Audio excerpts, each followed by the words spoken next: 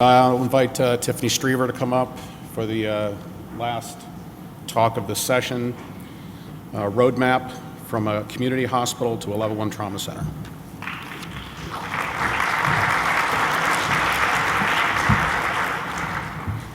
Good afternoon. So I am going to talk about Roadmap to a Trauma Center. And the disclaimer is that I am the Trauma Program Manager to Brazo West Campus, and this is really how we took a 133-bed community hospital. My staff in the back are waving, so sorry. To a Level 1 state-verified trauma center and all the parts that went into it. I'm going to have to talk fast because this is originally an hour lecture and they want me to do it in 25 minutes, so we'll see how this goes. We're going to talk about the regulatory steps because anytime you go on this journey, you have to follow the regulatory steps. The big piece of it's going to be the education that went into this and how the whole team participated in it, and then review the survey results related to preparedness and going live as a trauma center. So, I kind of divided up into pre-launch, launch, and post-launch. Kind of pulled in the military a little bit there, but you got to start with the timeline. And many of us came into the process at different points along the way. Myself, the trauma operations director, and our trauma medical director at the time, who was very instrumental in this, came on in May of last year. So we came on and the timeline was set up. The idea was to launch in July as a provisional, which is what is required in the state of Arizona. So you had to get that timeline. You had to figure out where your regulatory things had to go in, when do we send our application into the state, what needs to be in place. But you had to get buy-in from the community partners too. When you're going as a new trauma center, even though the hospital had been there for a while, it's a change in philosophy for EMS, who's now kind of been going around the corner and down the street to go around the corner and stop. You have to have organizational leadership. If there is not buy-in from the top down, it's not going to fly, because financially it's expensive to take a 133-bed community hospital and flip it to a Level 1 trauma center that they actually expanded beds, did some redesign, made trauma bays, and brought on 50 subspecialists for surgery. So it's not something that, we're going to do it tomorrow. So you have to have that organizational leadership, that top-down philosophy that we're going to make this and we're going to do it right and we're going to be successful. There's staffing. The ICU there was primarily medical. They did an occasional heart. But so in the ED, every ED sees walk-in trauma. That's the reality of it. But there were very few trauma-trained nurses at the facility. So staffing, education, equipment, and we're going to talk about a little bit more of these as we go along. So we set up our timeline. Medical staff changes included, or when we're looking at medical staff, you had to have the chief of staff's buy-in, which he was instrumental. You had to get medical directors, so you had to get your hospitalists on board, your other subspecialists. So we got orthopedics in there, we got neurosurgery in there, we got hand, we got plastics, we got all those specialists. Like I said, we brought on 50 subspecialists for different surgical procedures. So that takes time to get them all in the door and credentialed and all of that. Nursing, I'll talk about what's going on here in a little bit, but this was part of our process. So again, when it came to nursing, you had very few nurses that had seen or taken care of trauma patients. So there was a big push to get trauma-trained nurses for our ICU and our AD, because one of the things that is nice about the way we run traumas is that an ICU nurse and an ED nurse respond to all of our traumas. So it takes that, if that patient's going to the ICU right away, that nurse is already part of the process. But there was other staffing that had to be considered as well. we had to beef up radiology, because now CT is going to be there 24 hours a day. We have to have IR, so you've got to have more techs available. You had lab, because now we're, not that you don't have a blood bank, but now we're going to be responding, so somebody's got to be able to respond with blood and stay back in lab. Respiratory therapy. Now they're part of those trauma responses, so now you've got to increase that as well, because depending on the level of activation, one respiratory therapist or two will come.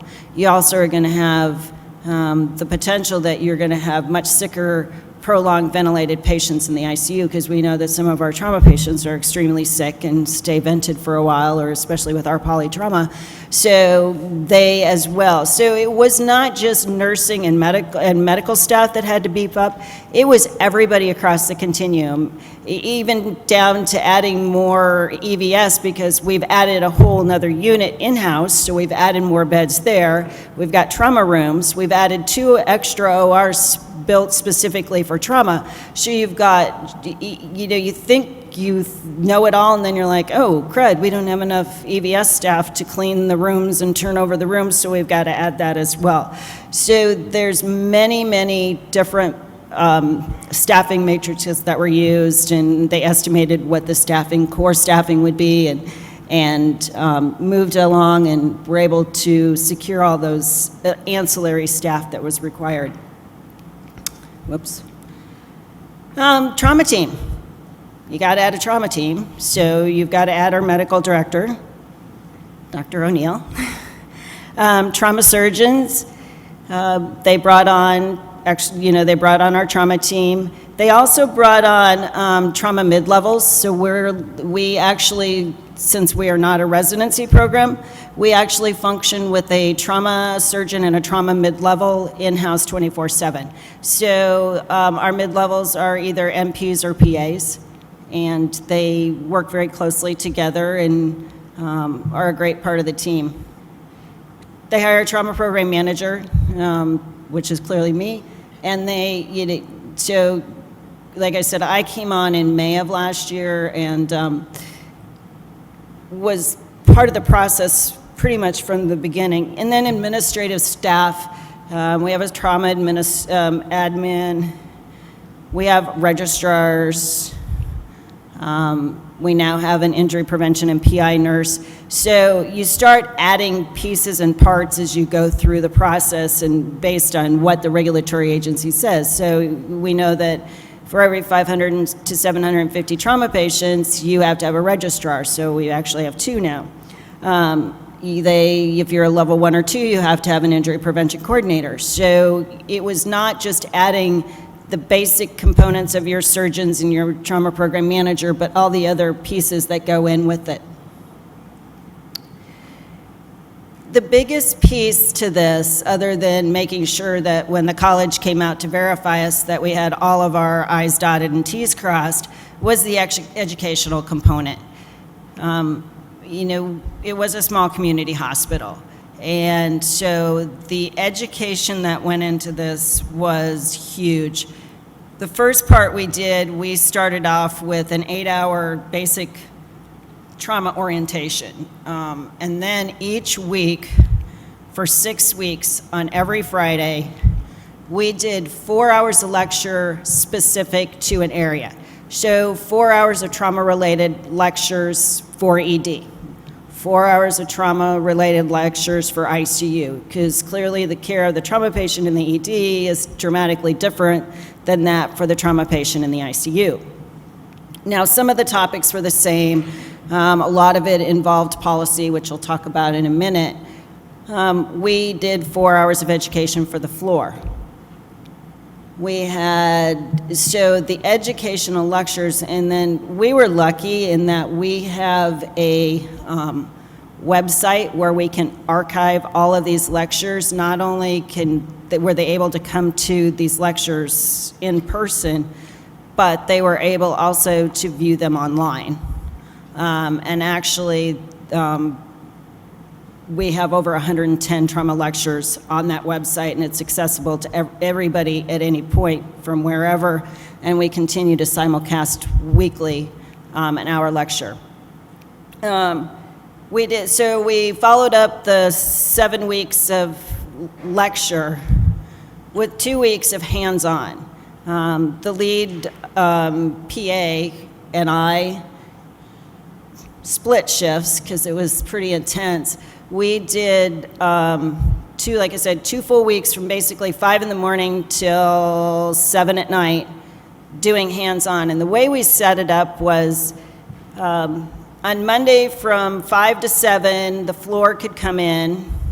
And on Monday from, 7 to 9, it was OR and whatever. But we rotated the schedules. So each day, your time changed. So we could hit the night shift and the day shift and whatever. And based on where you worked, we did hands-on with equipment. Pelvic binder, level 1, chest tube setup, you name it, hair traction, you name it, we did it. Clearly, depending on where you worked, the more hands-on stuff you had to do. So the OR had different stuff than the ED. We even used the wound vac. We had the wound vac there. Because a lot of this stuff is things that they didn't deal with or hadn't used because they weren't a trauma center, and we wanted everybody to be comfortable. We also did we had some of the reps come in, and we actually, again, shot videos so that as new staff comes on, part of their orientation is they can sit down and watch these videos. Then we went into Black Ops. Our previous medical director, this was his baby, although everybody participated. And you can see here is an example of what it was. But basically what it was, was 70 high-fidelity drills over 17 days, and we ran 24/7. So what happened was, on July 4th, why we picked that day, I don't know, but we did. We got our first make-believe trauma patient. Rolled through the door, patch phone came through, activated the team, and everybody that should have responded. And we ran a scenario. So, it's the 57-year-old motorcyclist, not wearing a helmet, crashes at 75 miles an hour. These are his vitals, these are his injuries, roll in, what are we gonna do? Well, at the end of the emergency department resuscitation, we did a timeout. And we would then debrief. So what went well, what didn't go well, what do we need to improve on? And we did include our EMS partners in this because they were instrumental to the whole thing. So this is a picture of one of our timeouts. So we've done the initial resuscitation, but that's not where it ended. So let's say this guy, we're going to take him to CT. Take the patient to CT, they've got a head bleed. We're now going to call in our neurosurgeon who's going to come in the middle of the night, if that's when it was, and take this patient to the OR, and they're going to stay in the OR for the estimated time it would take to do a craniotomy.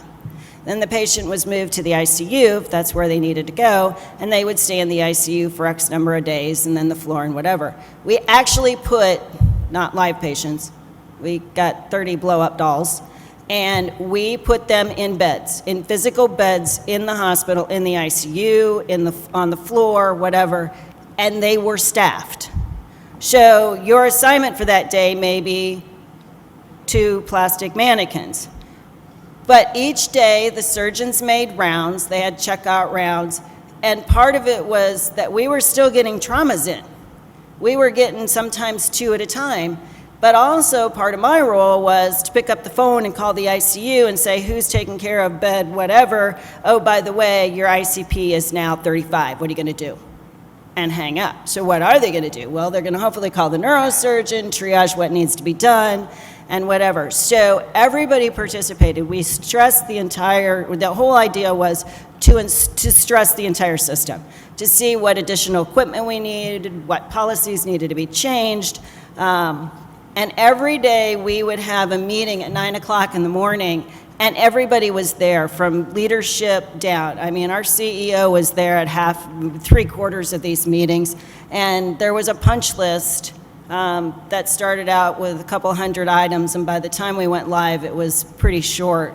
So it really actually, we were able to determine what needed to be improved on. There were changes to the physical plant they've already kind of talked about. There was a change in the trauma area now is what used to be part of the ICU, so they redid that. Area-specific equipment. What does the hand guy? He needs a special microscope. So do we have that? If we don't, where are we going to get it? How are we going to get it? What's ortho need? All those specialists came in and did their preference cards and walked through the, the area. We have a special OR that's just for trauma, and then we have what's called a take-back room, which is essentially for the trauma. So like ortho is going to do a washout the next day. They can use the trauma take-back room. Nobody can book in there except for trauma-specific cases, and then it's released in the morning. So it makes it really nice for our subspecialists because they can have that room, or the trauma surgeons as well.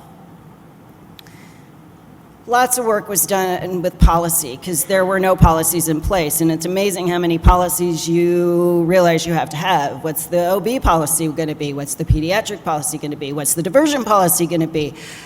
What's the subspecialty trauma calls policy going to be? What's the take-back room policy? So you had to determine what policies were needed.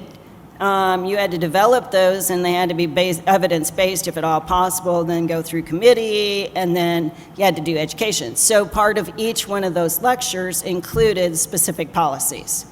In fact, over the course of time, I probably did 3 hours of lecture on the specific policies so that staff knew that when the OB came in, this was the policy related to that and who was going to respond and where they were going to go. I talked a little bit about registry staff. Clearly, if you're a trauma program, you have to start participating and entering patients into the registry as soon as you go live. So we had to have our registrar, at least one of them, in place when we flipped the switch. But what will we capture? There's criteria set by the National Trauma Database, and then there's our also state required criteria. There's some variables in there, and are we going to start of course, now we know we're right in the transition of ICD-10, so when I got there, we realized that the registry was not a full state set, but an abbreviated, so we had to update that. Getting all the agreements in place so that we can submit to the state on time and NTDB. So getting all of that takes time, especially when you're working with contracts and legal. So our goal was to go live as provisional July 21st of last year, which we made. So we basically started the whole, really got into the process in May with bringing on the trauma team, did our drills from July 4th to July 20th. We actually managed to get a reprieve of 24 hours because the thought was we were just going to go straight from drills to flipping the switch, and it was like, can we have 24 hours to decompress, please? And then we went, so then in that process we had to apply to the state to get our provisional, and we did that, and we got our provisional status and went live on the 21st of July as a provisional. Part of that includes community notification. Hey, EMS, we're going to flip the switch. So at midnight, our name goes into the system and you can start sending patients. Notified the media because now we're, a level 1, functioning as a level 1, doing all the things we're supposed to do as a level 1, collecting data, taking care of patients, doing PI, the vein of my existence. I love PI, not so much. And all of that. And for me, part of my agreement coming on is that when we went live, I would be available 24/7 for the first week. So I literally spent 122 hours in the hospital that first week and pretty much responded to every trauma. But for me, it was important with the youth of my team from a nursing perspective. Even though they brought on a lot of trauma-trained ICU and ED nurses, it was a new program, and I just wanted to be there, if nothing else, for memorial support, so I did pretty much sleep there. There's what happens in the center when your name gets added to the EMS group. So we wanted to know, one of the things was we wanted to know if all this education made a difference. If all these hours and all these lectures and all these hands-on and these drills made a difference for the confidence of staff when we went live. And I'm going to talk about the surveys in a minute. But the other thing is there's growing pains. We're a baby center. We still struggle at times with stuff, and that I think, you see that in a mature center, let alone a new one. So we continue to have growing pains.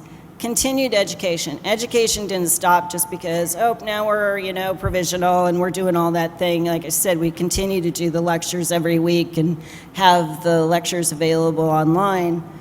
And then you have to start, okay, so now you're in a clock.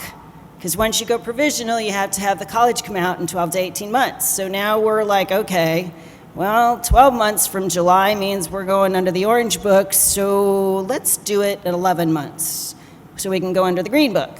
I'm like, okay.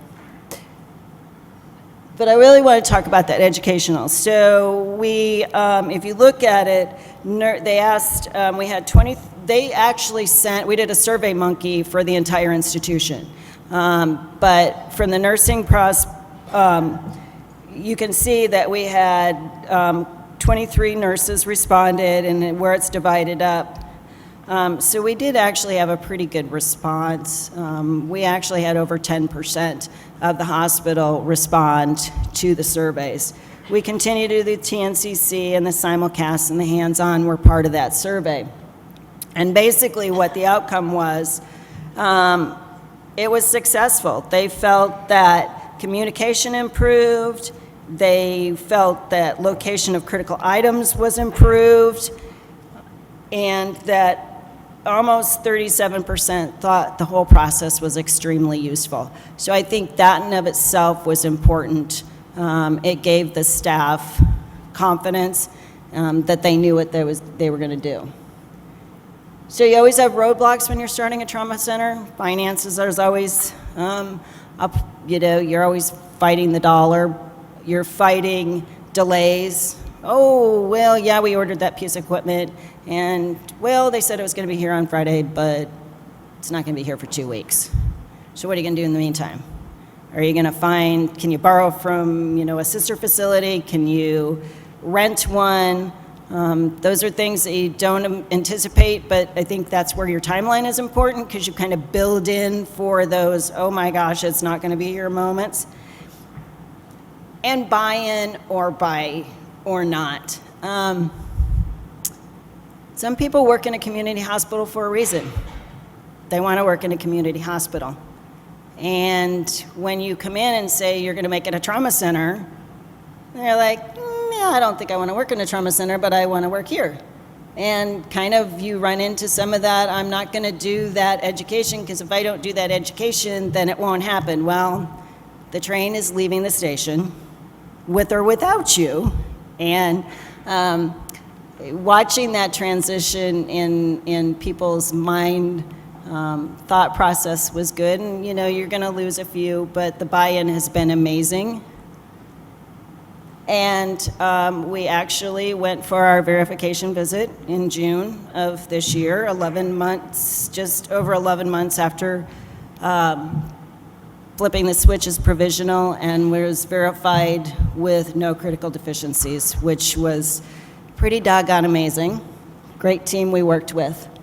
So just make sure that if you're going to take this, you know the regulatory steps, what the state requires, what the ACS requires. It has to be education driven.